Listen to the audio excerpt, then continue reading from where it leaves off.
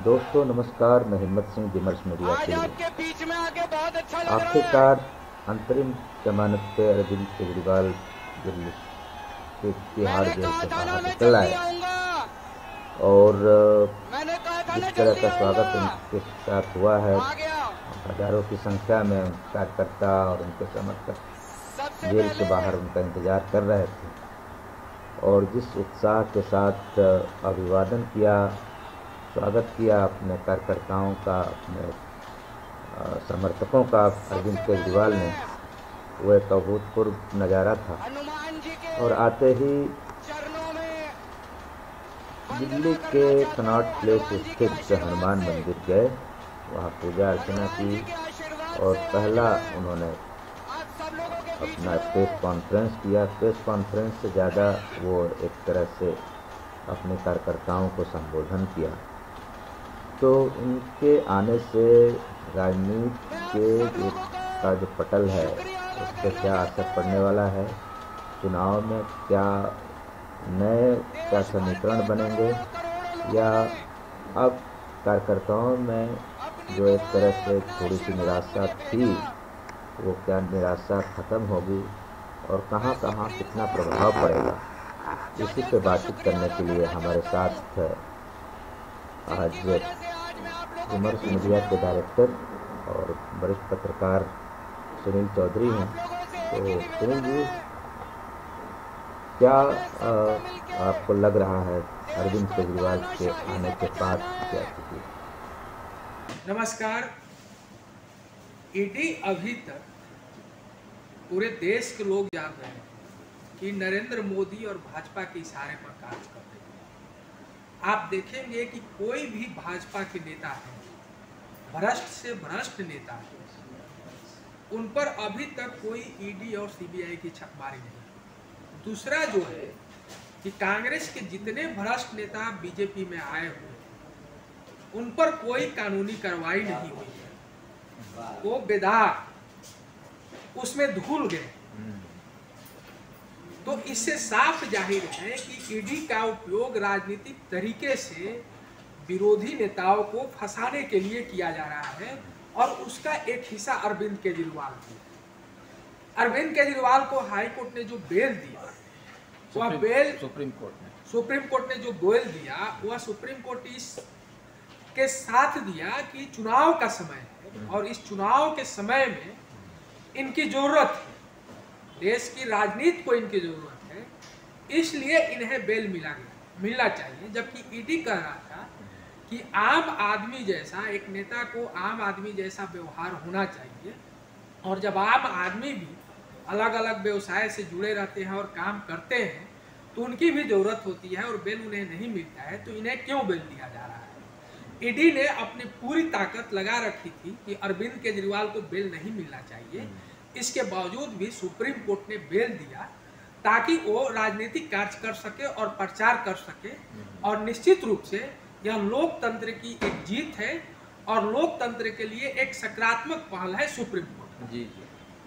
और इसके अरविंद केजरीवाल एक महत्वपूर्ण भूमिका में है इंडिया अलायंस के। तो जब बाहर आ गए हैं, हालांकि 3 चरण के चुनाव खत्म हो चुके हैं, इसका कोई असर राजनीतिक परिदृश्य में, एक तो सिंपैथी वोट उनको मिलने जा रहा था, अब क्या मतलब अब सीधे सीधे आमने सामने की टक्कर होगी या क्या मामला होगा? ना निश्चित रूप से अरविंद केजरीवाल को बाहर आने के बाद आम आदमी पार्टी के कार्यकर्ताओं में और इंडिया अलायंस के कार्यकर्ताओं में काफी उत्साह बढ़ा है और ऐसा अनुमान है कि लगभग 30 सीट पर इसका असर पड़ेगा। दिल्ली के तो 7 सीट पर असर पड़ेगा और हो सकता है कि दिल्ली का 7 सीट इंडिया अलायंस जीत जाए। इसके बाद पंजाब में इसका सबसे ज़्यादा असर पड़ेगा और पूरे देश में, आप गुजरात से लेकर हर जगह देखेंगे, आम आदमी पार्टी का एक अरविंद केजरीवाल का जो छवि है, उस छवि का प्रभाव आपको हर जगह दिख रहा है और निश्चित रूप से इसका प्रभाव इंडिया अलायंस की जीत की दिशा में आगे बढ़ेगा। जी। अभी अरविंद केजरीवाल कल निकले और जो जेल से निकलने के बाद का उनका स्पीच है, घर गए, वो तमाम कवरेज हम लोग देख रहे थे। वो अचानक बजरंगबली के पास गए तो इसका क्या मंतव्य निकाला जाए, और कि बजरंग बली ने बेल दिलाई है या वो इसके जरिए कुछ और साधना चाह रहे हैं? देखिए, अरविंद केजरीवाल तो एक IITian रहे हैं, तो निश्चित रूप से उनके पास वैज्ञानिक चेतना है, लेकिन हमको लगता है कि वो सामाजिक समीकरण को साधने का इससे प्रयास कर रहे हैं।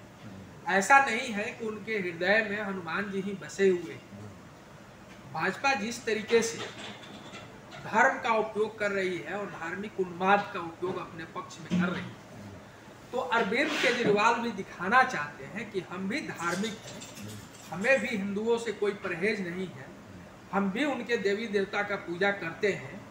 तो उनके अंदर एक भाजपा के अंदर ही वह एक फ्रैक्शन पैदा करना चाहते हैं कि वह जो वोटर है जो धार्मिक उन्माद में या हिंदू राष्ट्र की बात करते हुए भाजपा की तरफ है, वो हमारे तरफ भी आ सके, इसलिए धर्म के एक एजेंडा को या वह पूजा करने जाके उसमें उनका उन्माद नहीं है, वो सीधे जाते हैं और अपना पूजा करते हैं एक लोकतांत्रिक तरीके से और वहां से निकल जाते हैं। वो भाजपा जैसा उन्माद नहीं फैला रहे हैं कि हम हिंदू राष्ट्र बनाएंगे, माने वो जो सॉफ्ट हिंदुत्व की और सॉफ्ट हिंदुत्व का एक गेम खेल रहे हैं। इस राजनीति के सहारे एक सॉफ्ट हिंदुत्व का जो मंदिर में प्रवेश करके और वहाँ गद्दा लेते हैं जिस तरीके से पुजारी से, तो एक सॉफ्ट हिंदुत्व का गेम वह खेल रहे हैं भाजपा के बी टीम के रूप में, और निश्चित रूप से ताकि भाजपा के वोटर को भी आकर्षित किया जा सके। ये पूरा मसला है, पूरा मसला है। जी जी। अब तो दो इनके संजय सिंह निकल के आ गए, अरविंद केजरीवाल निकल के आ गए। अभी भी दो नेता इनसे पहले शायद जेल में थे, मनीष सिसोदिया और सत्येंद्र जैन। अब इनकी क्या लग रहा है कि इसी बहाने इनको भी निकाला, क्योंकि उप मुख्यमंत्री तो वो भी थे। हाँ, लेकिन हमको लगता है कि अगर वो लोग भी निकल जाता है तो निश्चित रूप से राजनीति की दिशा जो है वो बदलेगी। आम आदमी पार्टी का एक विधायक छवि निकल कर आएगा अगर वो निकल जाते हैं। अगर वो नहीं निकलते हैं तो निश्चित रूप से भाजपा जो है इस शराब घोटाले में उनके सहारे अरविंद केजरीवाल और संजय सिंह पर हमला करे, जो कि चुनाव में देखा जा रहा है कि हर जगह भाजपा जो है इन पर हमला कर रही है। लेकिन सवाल यह है कि इस देश में तमाम बड़े बड़े भ्रष्टाचारी लोग पड़े हुए हैं। जैसे मोदी जी खुद कह रहे हैं अडानी के लिए कि टेम्पू से नोट भर भर के कांग्रेस के राहुल गांधी को पहुंचा रहे हैं। तो जब मोदी जी के पास ही यह एविडेंस है तो गिरफ्तार करे अडानी जी को।